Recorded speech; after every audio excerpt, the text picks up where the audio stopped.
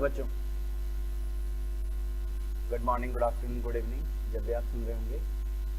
सो अपन quick revision करेंगे IDT का, CMA inter. अभी जो मैं टॉपिक उठा रहा हूँ, ठीक है, आज जो मैं टॉपिक उठा रहा हूँ वो उठा रहा हूँ registration plus composition scheme, registration plus composition scheme. बहुत अच्छे से करना, कम से कम नहीं तो 10 से 15 मार्क्स तक आपका ये टॉपिक है, कम से कम 10 मार्क्स से कम का आपका ये टॉपिक नहीं, ठीक है ना। तो रजिस्ट्रेशन, पहले सेक्शंस की बात करते हैं। ध्यान रहे आईडीटी में आप सेक्शंस का रेफरेंस जरूर देकर आना, अगर याद है तो। अगर आपको याद नहीं है तो please direct as per the provision, आपकी लाइन होनी चाहिए as per the provision, section का फिर आप रेफरेंस नहीं देंगे। रजिस्ट्रेशन में section 22, section 23, section 24 and section 29 and composition scheme section 10। composition scheme section 10, ये 5 sections हैं जो आपको बहुत अच्छे से करना। मैं स्टार्ट कर रहा हूँ सबसे पहले composition scheme, फिर आऊंगा मैं रजिस्ट्रेशन, फिर आता हूँ मैं रजिस्ट्रेशन, ठीक है। मॉड्यूल को साथ में लेते हुए चलेंगे। तो composition scheme, भाई हम जीएसटी में रजिस्ट्रेशन के लिए लाइबल हो जाएंगे। जीएसटी में जो रजिस्ट्रेशन के लिए आप लाइबल होते हो या तो 22 के अकॉर्डिंग होते हो, जहां पर आपको थ्रेशोल्ड लिमिट दे रखी है, कितनी, 20 लाख और 40 लाख, ठीक है। कुछ केसेस में 10 लाख भी है।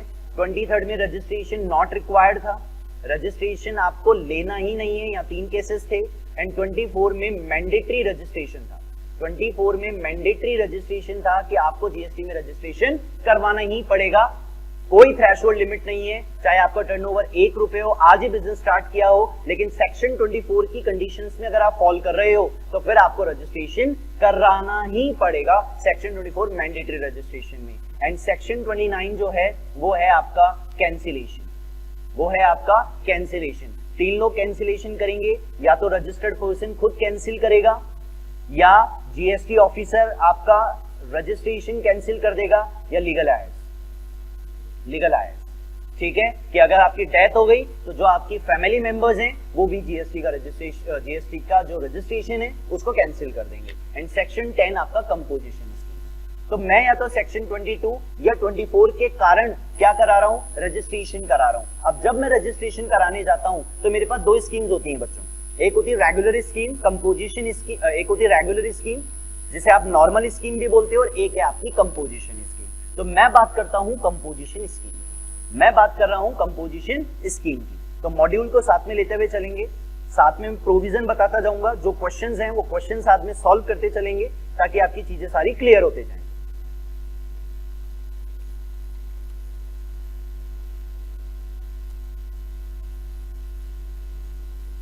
तो कंपोजिशन लेवी,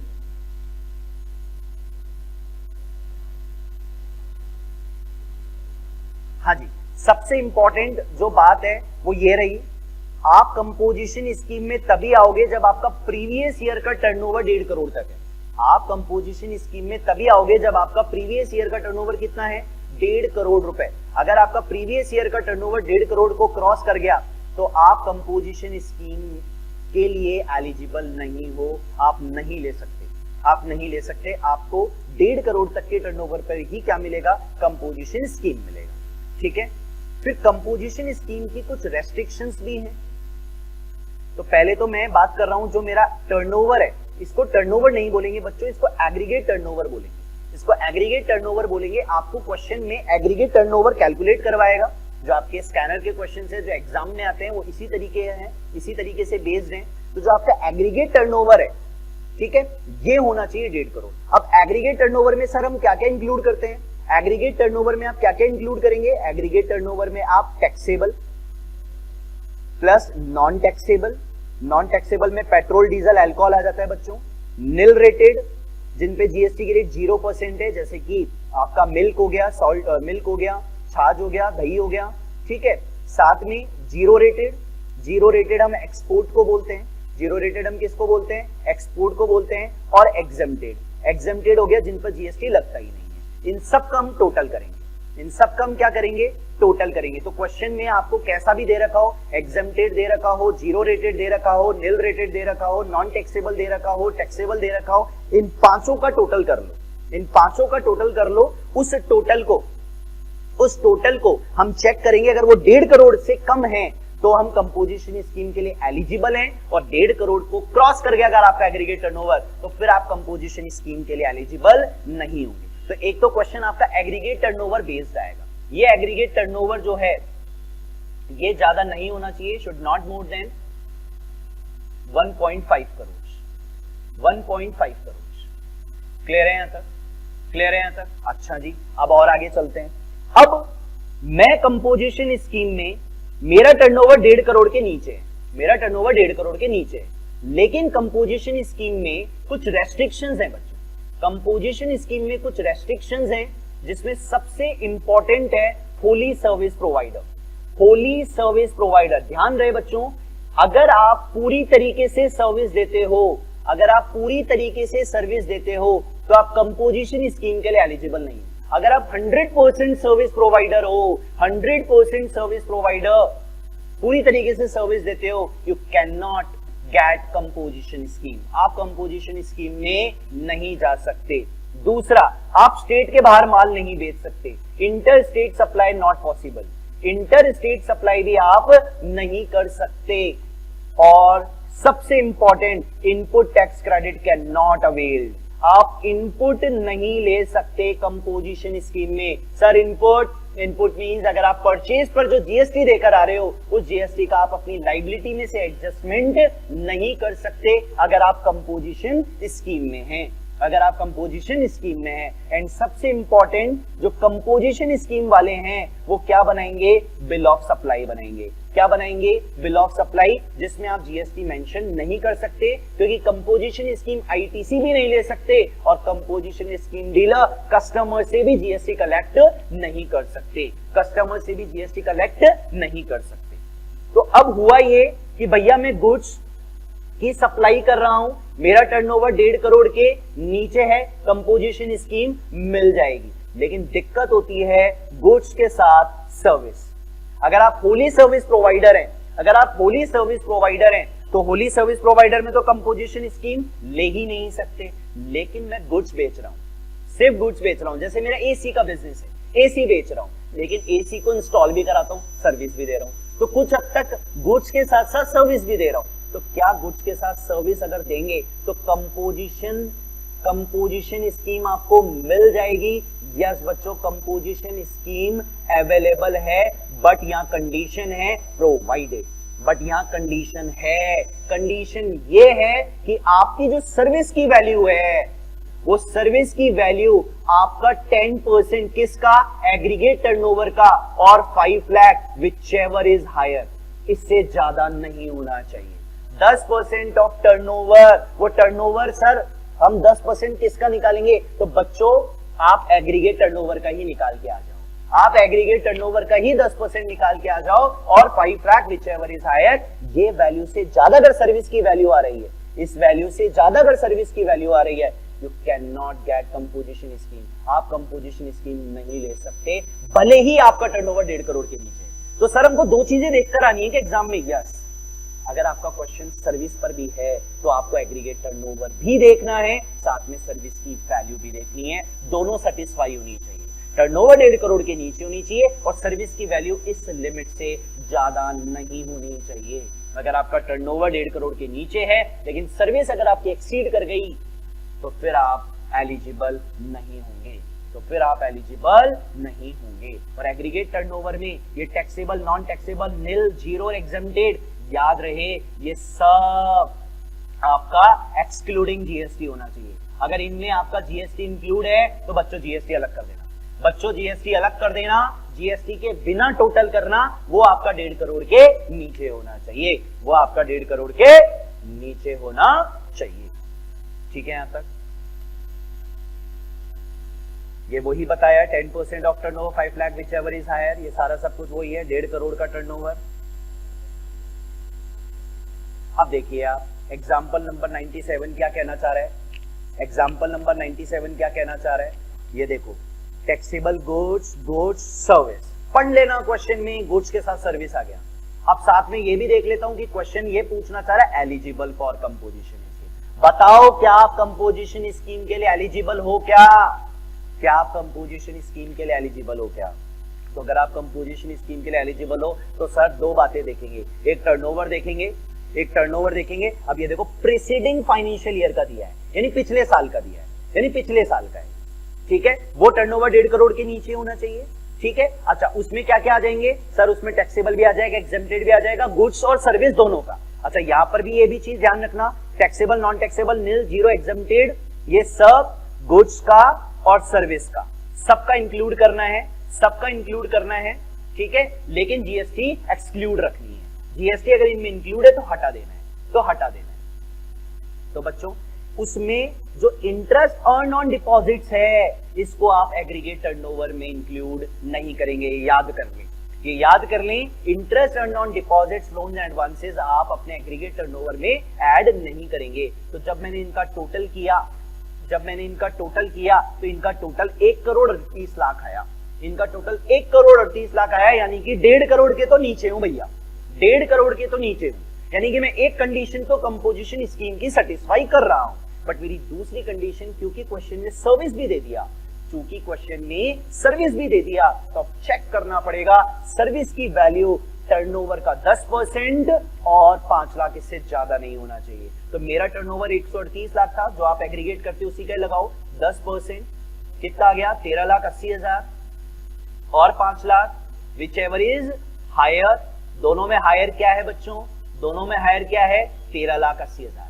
दोनों में हायर क्या है? 13,80,000, यानी कि मैं 13,80,000 तक की सर्विस दे सकता हूं, 13,80,000 की सर्विस दे सकता हूं। और मेरी सर्विस की वैल्यू 5 और 3 8 लाख यानी मेरी सर्विस की वैल्यू 5 और 3 8 लाख, यानी कि 1380 के नीचे ही है। तो मैं दूसरी कंडीशन भी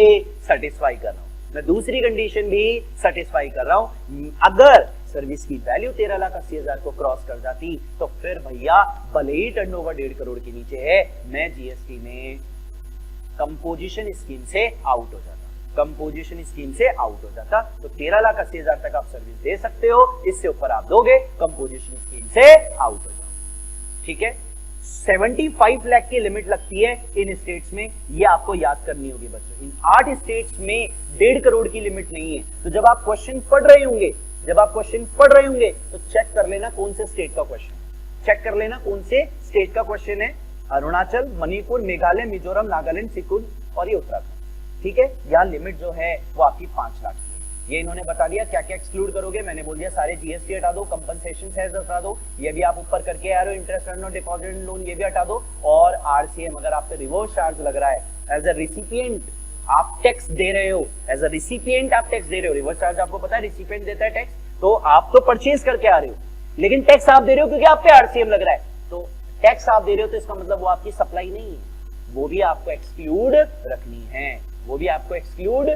है। अब ये देखो यहाँ इंक्लूडिंग टैक्स है बच्चों, तो ये जो टर्नओवर है इसका, इन सब में से आपको क्या हटा देना है? जीएसटी हटा देना है। जीएसटी सर कैसे हटाएंगे? जो आपका टर्नओवर है उसमें जो भी जीएसटी की रेट है 100 प्लस जीएसटी इंटू 100, ये फॉर्मूला आप याद कर लें। जो वैल्यू है, यहाँ वैल्यू लिख देता हूं मैं, value divided by 100 plus GST rate into 100।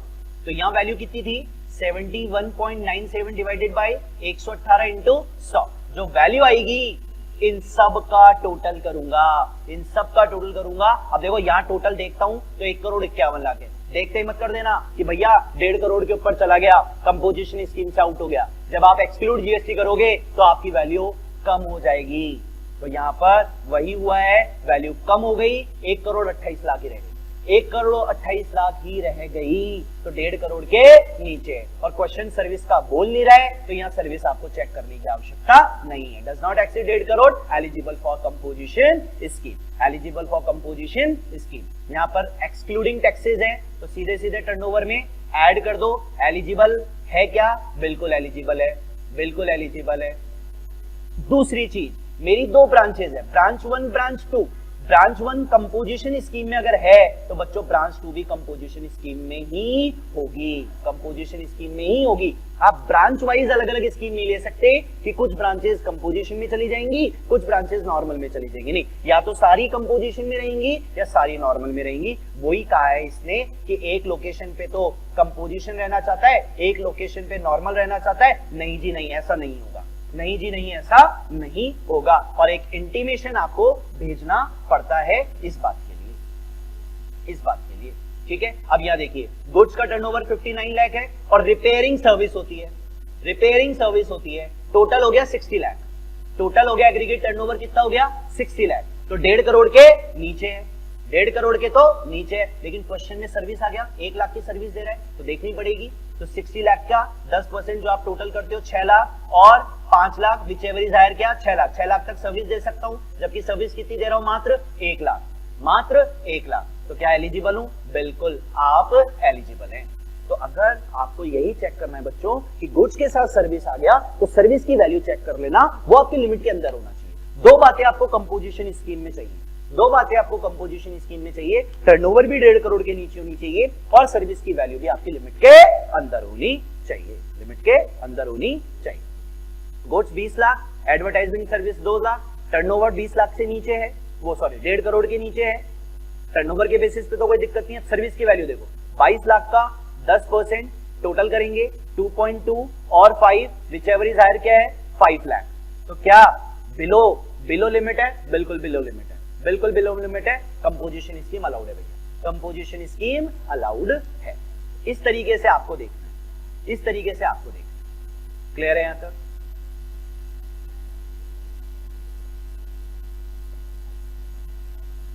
ये जो क्वेश्चन है ये भी बहुत इंपॉर्टेंट क्वेश्चन है। इसने तो आपसे ये पूछा है कि कंपोजिशन लेवी और नॉर्मल में डिफरेंस बताओ, कि मुझे कौन सा ऑप्शन ऑप्ट करना चाहिए, मुझे कौन सा ऑप्शन ऑप्ट करना चाहिए। तो देखो जब कंपोजिशन में आया, जब कंपोजिशन में आया इसने माल खरीदा था, टर्नओवर तो इसका 100 लाख है, यानी 150 लाख के मतलब आपका 1 करोड़ 1.5 करोड़ के नीचे है, तो टर्नओवर पे तो कोई दिक्कत नहीं है। अब इनपुट कॉस्ट का मतलब परचेज होती है, इनपुट कॉस्ट का मतलब परचेज होती है, परचेज को इनपुट बोलते हैं बच्चों जीएसटी में। तो 7,80,000 है, इस पे 40% का मार्जिन है। अच्छा अब जीएसटी और देकर आ रहा हूं 18%, तो 780 का 18% जीएसटी, 920,400 उस पर 40% की प्रॉफिट जोड़ी, ये मेरी क्या आ गई इनवॉइस प्राइस आ गई, और इस पे मैंने जीएसटी लगा दिया। कंपोजिशन स्कीम में 3 रेट्स हैं, मैंने आपको बताया था कंपोजिशन स्कीम में 3 रेट्स हैं, 1%, 5% और 6%। 1% किसका था? ट्रेडर और मैन्युफैक्चरर का। 5% किसका था? रेस्टोरेंट का। 6% किसका था?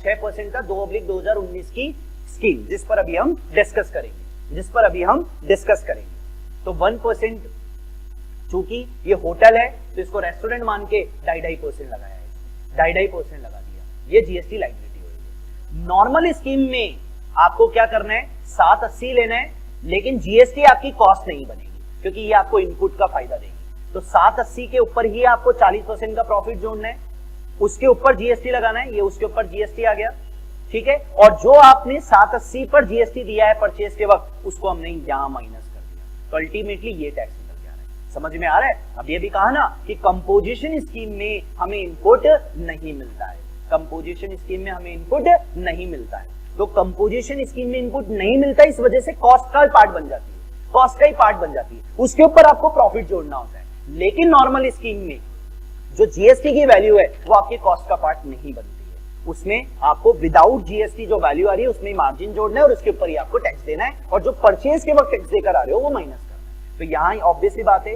ये दोनों का टोटल इसके टोटल से कम है, तो इसमें नॉर्मल स्कीम बेस्ट है, इसमें नॉर्मल स्कीम बेस्ट है। अब देखो 65 लाख फैक्ट्री स्टोर है, फैक्ट्री स्टोर है तो जाहिर सी बात है गुड्स हो गया, कंसल्टेंसी फर्म सर्विस हो गई, तो 75 लाख है, 75 लाख है, 1.5 करोड़ के नीचे है, लेकिन चेक कर लेते हैं 10 लाख की सर्विस लिमिट के अंदर है क्या। अब लिमिट कैसे निकालोगे? टोटल का ही 10% कर लो, 7.5 लाख और 5 लाख, विचएवर इज हायर क्या आएगा बच्चों, विचएवर इज हायर क्या आएगा 7.5 लाख। क्या एक्सीड कर गया? बिल्कुल एक्सीड कर गया, इस वजह से not eligible for composition scheme, not eligible for composition, आपको कंपोजिशन स्कीम के लिए एलिजिबल नहीं होगा। अब ये कह रहा है क्या ये पॉसिबल है कि सिर्फ फैक्ट्री स्टोर के लिए कंपोजिशन स्कीम ले ले? नहीं, ऐसा नहीं हो सकता। तो फैंसी स्टोर के लिए कंपोजिशन ले ले और कंसल्टेंसी के लिए नॉर्मल ले ले, ऐसा नहीं होगा। तुझे दोनों कंपोजिशन में ही आना होगा या आउट होगा। चूंकि तू कंपोजिशन स्कीम से आउट हो गया तो इस वाले स्टोर के लिए भी तू नहीं ले सकता और कंसल्टेंसी के लिए भी नहीं ले सकता। Getting my point? और ये कह रहा है कि टर्नओवर 65 लाख है कंसल्टेंसी फर्म का, पूरी तरीके से कंसल्टेंसी फर्म हो गई, तो फिर तो ये 100% सर्विस प्रोवाइडर हो गई। नहीं, रनिंग ए रेस्टोरेंट में टर्नओवर ऑफ इंस्टेड ऑफ अच्छा,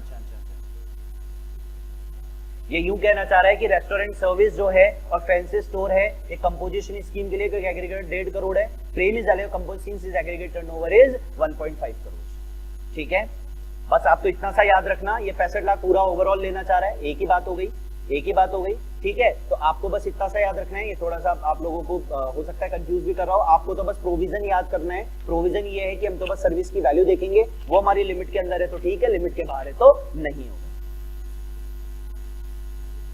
ठीक है, इन 3 चीजों के लिए आपको कंपोजिशन कभी नहीं मिल सकता। अगर आपका आइसक्रीम का बिजनेस है, पान मसाला है, टोबैको और manufacture, you can not opt composition scheme ever. आप इनके लिए कंपोजिशन स्कीम कभी भी नहीं ले सकते हो। ये रेट्स मैंने आप लोगों को बता दी हैं।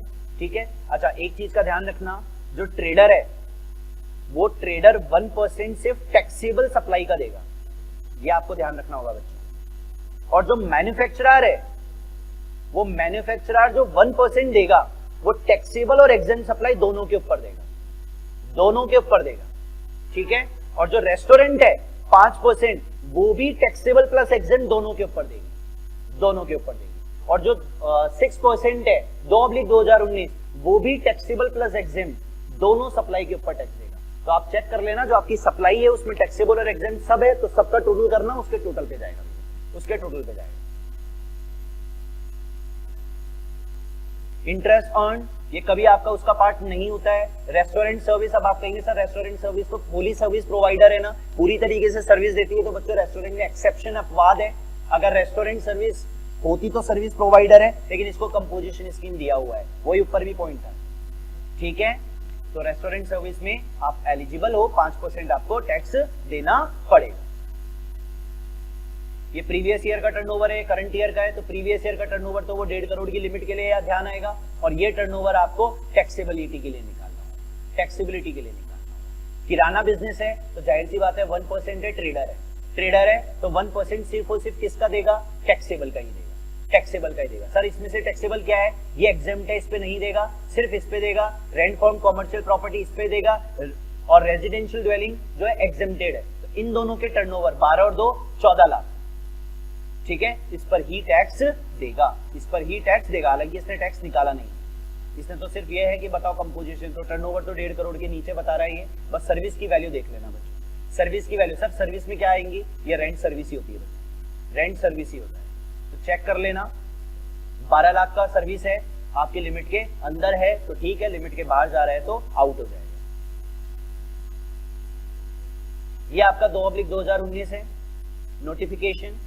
ठीक है, ये क्या कह रहा है? ये कहता है आपको कि अभी अभी मैंने कहा होली सर्विस प्रोवाइडर जो है वो कंपोजिशन स्कीम में नहीं जा सकते, Holi service provider composition scheme में नहीं जा सकते।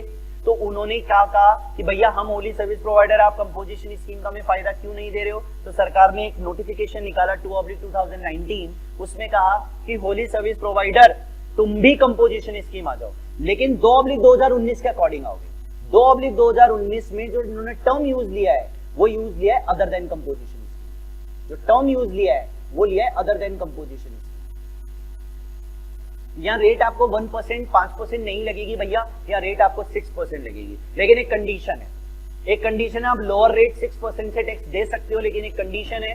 कंडीशन ये है कि पिछले साल आपका टर्नओवर 50 लाख तक होना चाहिए, पिछले साल आपका टर्नओवर 50 लाख तक होना चाहिए, और करंट ईयर में भी जो 6% का फायदा है वो भी आप 50 लाख तक ही ले सकते हो। जो करंट ईयर में आप फायदा लोगे 6% लोअर रेट का, वो भी 50 लाख तक लोगे। तो पिछले साल भी 50 लाख तक होना चाहिए और करंट में भी 50 लाख तक ही मिलेगा। होली सर्विस प्रोवाइडर भी आ जाएंगे, गुड्स वाले भी आ जाएंगे। अगर आप कंपोजिशन स्कीम से आउट हो जाते हो, तो कंपोजिशन स्कीम से 1.5 करोड़ की वजह से आउट हो गया, तो बच्चों यहां पर भी नहीं आ सकते, क्योंकि यहां पर भी लिमिट वही है। और साथ में सर्विस की वजह से आउट हो गए तो यहां पर आ जाओ, यहां पर आ जाओ, क्योंकि सर्विस की वैल्यू वहां 10% ऑफ टर्नओवर और 5 लाख उससे ज्यादा क्रॉस कर लिया, मैं रेगुलर में नहीं जा सकता, तो मैं किस में आ जाऊंगा, कंपोजिशन स्कीम। मैं किस में आ जाऊंगा, कंपोजिशन स्कीम। ठीक है, तो 3 और 3 6% यहां पर आपको देना होगा। सारे रेस्ट्रिक्शंस यहां पर वही है जो कंपोजिशन स्कीम के। ठीक है, ये इंटरेस्ट अर्न आएगा नहीं। ये देखो 50 लाख तक का टर्नओवर है प्रीवियस ईयर में, और इस साल हम 50 लाख तक देंगे, और जो 6% देंगे वो टैक्सेबल और एग्जेम्प्ट दोनों का देंगे, टैक्सेबल और एग्जेम्प्ट दोनों का देंगे। तो यहां पर आपको इन पूरे पे टैक्स देना पड़ेगा 6%। ठीक है, ये देखो, ठीक है। इंटरेस्ट अर्न ये तो आप वैसे ही टैक्स भी नहीं देते और एग्रीगेट टर्नओवर में भी नहीं है, तो 2 और 8 पे दोगे आप, वही दिया है। 10 लाख पे 6% कर दिया, 3% सीजीएसटी का और 3% एसजीएसटी। बाकी ये सारे आपको पढ़ने की आवश्यकता नहीं है, प्रैक्टिस क्वेश्चन आप करना चाहो तो बाकी सेम चीज है। ये आपका कंपोजिशन स्कीम यहाँ पर कंप्लीट होता है। उसके बाद आते हैं अपन रजिस्ट्रेशन वाले चैप्टर पे। रजिस्ट्रेशन में सेक्शन 22 है, 23 है, 24 है। बस लिमिट्स आपको याद करना है, उसमें मैं मोटा मोटा आप लोगों को बता देता हूं, आपको पढ़कर क्या जाना है।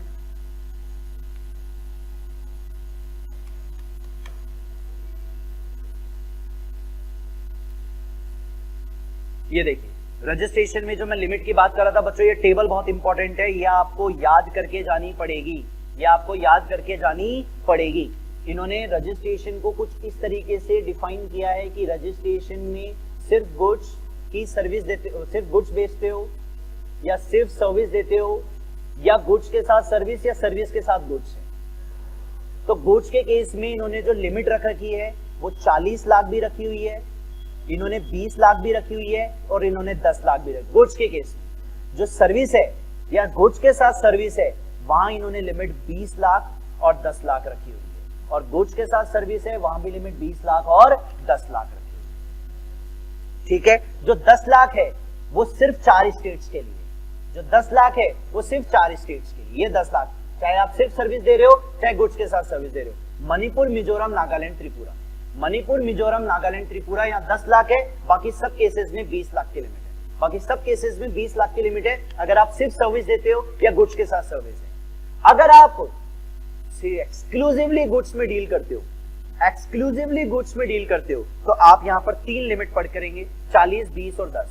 40, 10 लाख अगेन वही 4 स्टेट्स के लिए, मणिपुर, मिजोरम, नागालैंड, त्रिपुरा। बस यहाँ पर इन्होंने एक्स्ट्रा 20 लाख और ऐड कर दिया, एक्स्ट्रा 20 लाख यहाँ पर और ऐड कर दिया।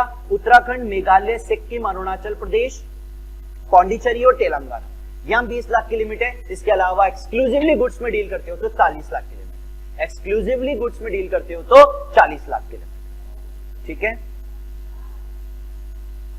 अच्छा, यहां पर ये जो टर्नओवर है, अगेन यहां पर एग्रीगेट टर्नओवर सेम वैसे ही निकलेगा जैसा कंपोजिशन स्कीम में पढ़ के आए हो, वही टैक्सेबल, वही नॉन टैक्सेबल, वही निल, जीरो और एग्जेम्प्टेड। इन सब का टोटल करूंगा जीएसटी एक्सक्लूड करके, जीएसटी एक्सक्लूड करके। इंटरेस्ट अर्न यहां पर भी नहीं आएगा, कंपनसेशन सेस यहां पर भी नहीं आएगा, और रिवर्स चार्ज में परचेज कर रहे हो लेकिन जीएसटी आप दे रहे हो, वो भी आपके एग्रीगेट टर्नओवर का पार्ट नहीं बनेगा।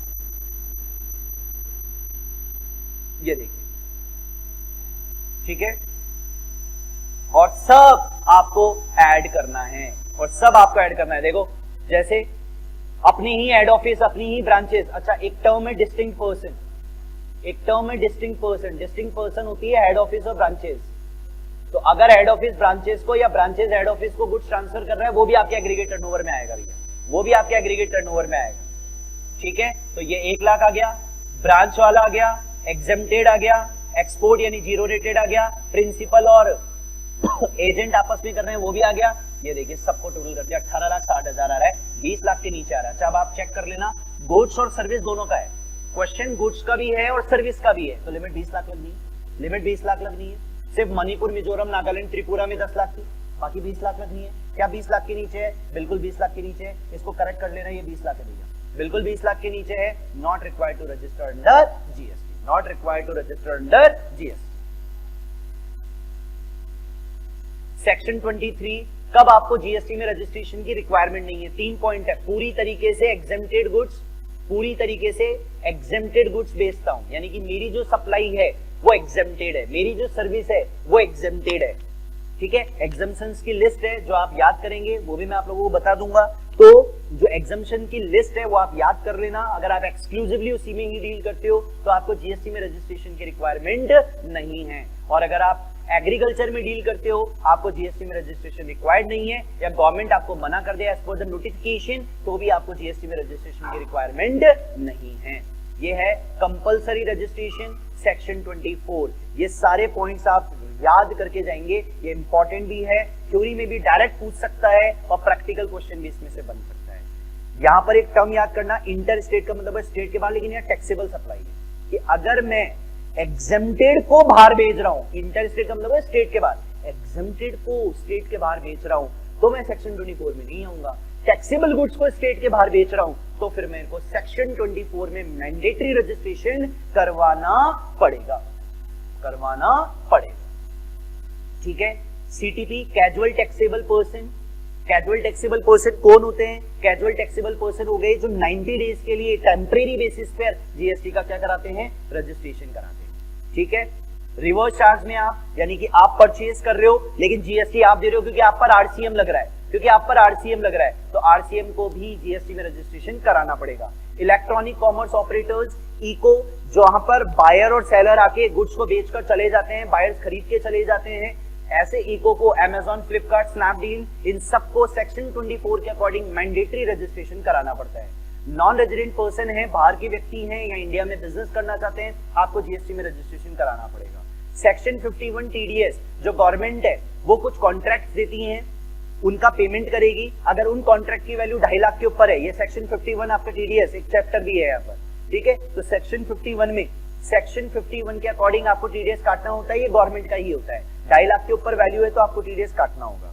ठीक है, वो पर्सन जो एजेंट है उनको भी मैंडेटरी रजिस्ट्रेशन करवाना पड़ेगा। आईएसडी, मेरा हेड ऑफिस है, मेरे को ब्रांचेस को अपना इनपुट बांटना है तो मुझे एज आईएसडी रजिस्ट्रेशन कराना पड़ता है, तो एज आईएसडी रजिस्ट्रेशन सेक्शन 24 के अकॉर्डिंग मैंडेटरी रजिस्ट्रेशन है। वो पर्सन जो इको के थ्रू माल बेच रहे हैं, सेलर्स, उनको भी जीएसटी में रजिस्ट्रेशन कराना पड़ेगा। OIDAR, online information database access retrieval, इनको भी जीएसटी में रजिस्ट्रेशन कराना पड़ेगा या गवर्नमेंट की नोटिफिकेशन के अकॉर्डिंग, इन सबको जीएसटी में मैंडेटरी रजिस्ट्रेशन करवाना पड़ता है। अब ये देखिए, इंटर स्टेट आ गया लेकिन एग्जेम्प्टेड है। अब बच्चे ये तो पढ़ लेते हैं inter state section 24 mandatory registration, अरे एग्जेम्प्टेड है भाई, अभी आप सेक्शन 24 में फॉल नहीं किए हो। इंटर स्टेट है, नॉन टैक्सेबल है, एग्जेम्प्टेड है और एक्सपोर्ट है।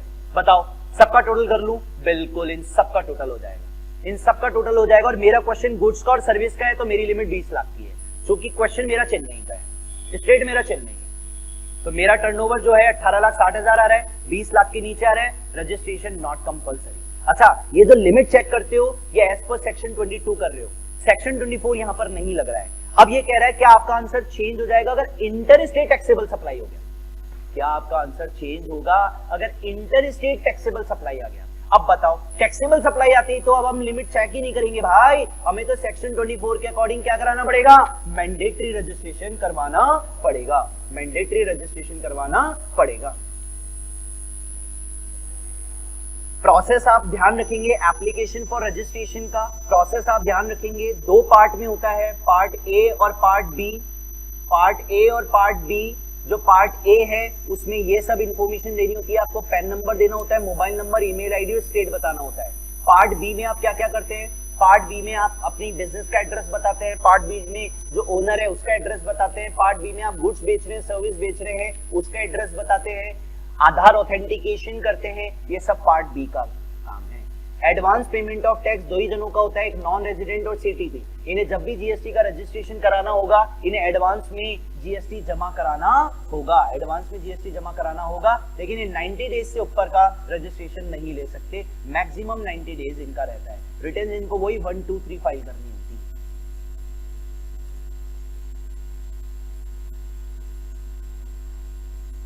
एप्लीकेशन में वही है, सारा 2 पार्ट में जाता है, एप्लीकेशन 2 पार्ट में जाता है।